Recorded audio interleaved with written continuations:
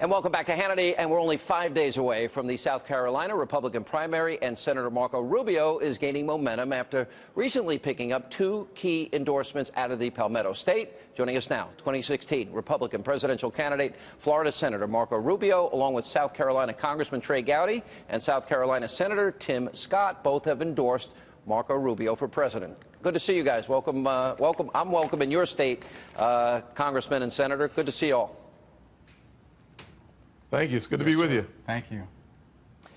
All right, Senator Rubio, let's start with, it's gotten very heated. We played a tape earlier tonight. Both you and Trump going after Ted Cruz, both used the word liar. South Carolina is known for its tough politics. Where do you stand with all these other candidates? Is it now gloves off time? No, I just don't. I mean, I think Ted over the last few weeks has shown a propensity to say things that simply aren't true. And when you say something that's not true and you know it's not true, it's called a lie. And I just have a problem with it. He's not telling the truth about marriage. He's not telling the truth about the issue of Planned Parenthood, on my stance on life.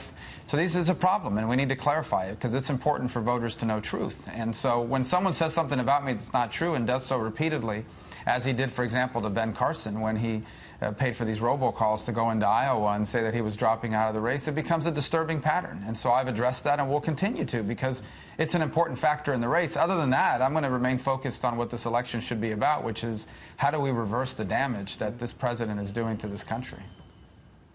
Well said. Senator Scott, your popularity in this state is like 80%. You now have endorsed Senator Rubio. Why'd you pick Senator Rubio over the other candidates? Well, I had the good fortune of hosting 12 of the presidential candidates in a one-on-one forum, and without any question, head and shoulders above the other 11 candidates was Marco Rubio. When I think about the fact that my brother is a colonel in the Air Force, I think about the guy I want leading this country on day one as commander-in-chief, my answer was simply Marco Rubio. When I think about understanding and appreciating how to get this economy, the stagnant economy that's having negative impact on so many middle-income families, who best to resurrect this notion of economic growth? Marco Rubio. And when I think about a conservative, not just a Republican, but a conservative who can inspire a new generation of voters, Marco Rubio.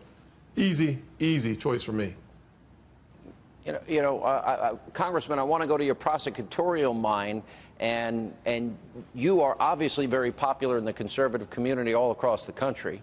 And you made the choice as well. I mean, you're 2 of the most popular politicians here in South Carolina.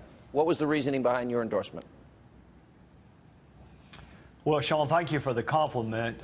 Marco Rubio is as conservative as anybody in this race. And I sit there and think his heritage score is higher than both mine and Tim's. Tim may not want me saying that on national television, but Marco Rubio is as conservative as anybody in the race. So you have a conservative who communicates our message in a hopeful, aspirational, therefore persuasive way, and he can win in November. And we got a vivid reminder Saturday, Sean, and I'm sure you've talked about it and thought about it, the passing of Justice Scalia. Our next president is going to make 1, maybe 2, possibly 3 Supreme Court nominations. And so I want to win in November. And when you have a principled conservative who can win, it made it pretty easy for me. Senator Rubio and Senator Scott. Senator Rubio, I'll let you respond first. Do you agree with Mitch McConnell? We have not had a confirmation hearing for a Supreme Court justice in over 80 years. Do you think this should be a referendum for the people of this country in this election, and the Senate should not go forward with any appointment of President Obama? Without a doubt. Without a doubt. In fact, in the last year of a presidency, we don't even, at some point, we stopped doing appellate judges. We have to remember, this isn't a lifetime appointment. I mean, this person could theoretically be there until the day they die. There's no way to remove a Supreme Court justice unless you impeach him for bad behavior. And so the bottom line is the balance of the court is at stake. Justice Scalia is one of the finest, if not the finest, jurist in defense of the original meaning of the Constitution we've ever had. He needs to be replaced with someone just like that. Barack Obama's not going to do that. But more importantly, it isn't fair to the American people. They can function with 8 justices. Their term ends in the middle part of this year. Then we're going to have an election in November where the voters are going to get to weigh in on what kind of justice they want by casting their vote for the right president. And then, as I believe I'll be president, we're going to appoint someone to fill that vacancy that's like Justice Scalia. I concur without any question. I'd probably say it simply, absolutely, positively, we need to make sure that the next president and not the current president appoints the next Supreme Court justice.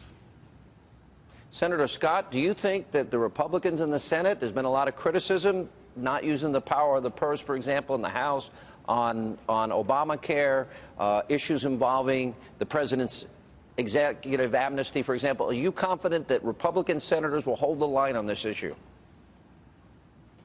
I've been talking to Republican senators all week long. There's no doubt in my mind that without any question, we will hold the line and make sure that the next president is in the position to appoint the next Supreme Court justice, and hopefully 2 more, because it is so important that we maintain this equilibrium that we've had for the last several years on the court. That means that we need to have a juggernaut of a conservative to replace Scalia.